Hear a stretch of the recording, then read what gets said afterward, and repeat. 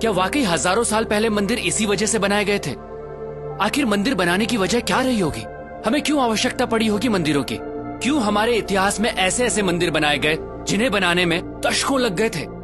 दोस्तों, divine power को और इंटेंसिफाई रूप में पाने के लिए मंदिर बनाए गए।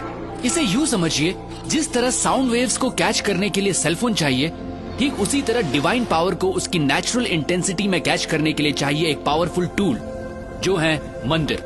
एक तरह से यूं समझिए, कॉस्मिक कनेक्शन के लिए बनाए गए पावरफुल टूल है मंदिर।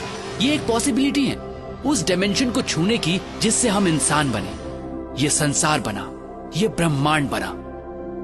और ब्रह्मांड में दूसरे आयामों से कनेक्शन बैठाने के लिए हमारे पूर्वजों ने न सिर्फ मंदिरों में डिवाइन स्ट्रक्चर स्थापित किए, बल्कि उन्हें कॉन्सिक्रेट यानी प्राण प्रतिष्ठित भी किया। प्राण प्रतिष्ठा मतलब मूर्तियों में जान आ जाना नहीं होता है दोस्तों, ये प्राण एनर्जी की तरह प्रतिष्ठित किए जाते हैं। जी हाँ, मूर्तियों को एनर्जाइज किया जाता है, और जब हम उन मूर्तियों के सामने बैठते हैं तो हमें वो एनर्जी महसूस होती है। हमें परेशानी का हल मिलता है, हमारा दुख दूर होता है और हम खुद को भगवान से जोड़ते हैं। ये सिर्फ उन डिवाइन एनर्जीज की वजह से होता है दोस्तों। ये एनर्जी आपका सिस्टम जब कैच करता है तो आपकी एनर्जी बॉडी अलाइंड होती है और आप पॉजिटिव फील करते हैं। जैसे हमें अलग अलग लोगों से पॉजिटिव और नेगेटिव वाइब्स मिलती हैं। देखिए दोस्तों, एनर्जी जो है वो आपके थॉट प्रोसेस से ड्राइव होती है और सामने वाला वही महसूस करता है। ठीक उसी तरह जब हम प्राचीन मंदिरों में जाते हैं तो हमें वहाँ की पॉजिटिव वाइब्स महसूस होती है। अगर आप अपनी एनर्जी के प्रति सेंसिटिव होंगे तो आप ये जरूर महसूस कर पाएंगे। कई मंदिरों की एनर्जी ऐसी होती है कि आप अपने आंसू नहीं रोक पाते, आप इमोशनल हो जाते हैं। हो सकता है आप गिल्ट महसूस करें उस काम के लिए जो आपको गलत लगता है। ऐसी जगह आपको मेल्ट करती हैं, आपको लाइट करती हैं, आपको हल्कापन महसूस कराती हैं। दोस्तों, प्राचीन मंदिर ऐसे एनर्जी सेंटर्स थे जो इंसान की डीप ट्रांसफॉर्मेशन के लिए बनाए गए थे। तभी तो मंदिरों में जाने से पहले नहाया जाता था, ताकि आपकी बॉडी उस एनर्जी के लिए और रिसेप्टिव बने। मंदिर कॉस्मोस के साथ अपना कनेक्शन बैठाने की जगह के तौर पर बने थे, जहां आंख बंद करके ब्रह्मांड के आयामों से जुड़ा जाता था। तभी तो आज भी जब हम मंदिर जाते हैं तो कुछ देर आंख बंद करके जरूर बैठते हैं। आप इस दुनिया में कब आए, कब जाएंगे, क्या खाते हैं, क्या कमाते हैं, इससे कोई फर्क नहीं पड़ता। आपको जीवन में कभी न कभी सोर्स ऑफ क्रिएशन से जुड़ने की जरूरत जरूर महसूस होगी। आप उस एनर्जी को महसूस करना चाहेंगे जिससे आप बने हैं। मंदिर उस मार्ग का द्वार है। हम ये नहीं कहते कि सिर्फ मंदिर जाकर ये संभव है दोस्तों।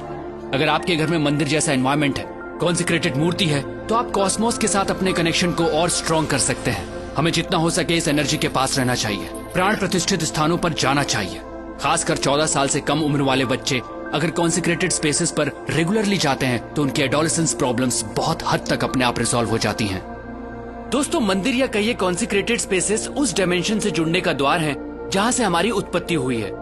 ये एक तरह की टेक्नोलॉजी है जिससे हमारा एनर्जी सिस्टम ऐसे अलाइंड होता है कि हमारा जीवन को देखने का नजरिया ही बदल जाता है। तो अगली बार जब भी किसी मंदिर में जाएं तो वहां की प्राण प्रतिष्ठित मूर्ति और उस कॉन्सिक्रेटेड स्पेस की एनर्जी को अपनी एनर्जी सिस्टम से एक होता जरूर महसूस कीजिएगा।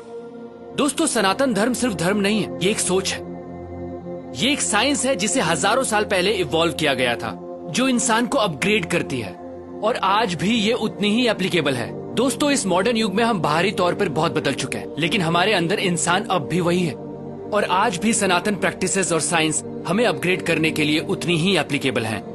सनातन सोच के माध्यम से मैं ऐसी ही चीजें, ऐसी ही साइंस आप तक पहुंचाता रहूंगा। दोस्तों, अगर आपके दिमाग में भी ऐसी ही कुछ प्रैक्टिसेस हैं, साइंस हैं, तो आप मुझसे जरूर शेयर कीजिएगा, क्योंकि हमें लगता है इस वक्त वर्तमान में सनातन सोच की आवश्यकता है, क्योंकि यही हमारा भूत है और यही हमारा भविष्य। प्रणाम।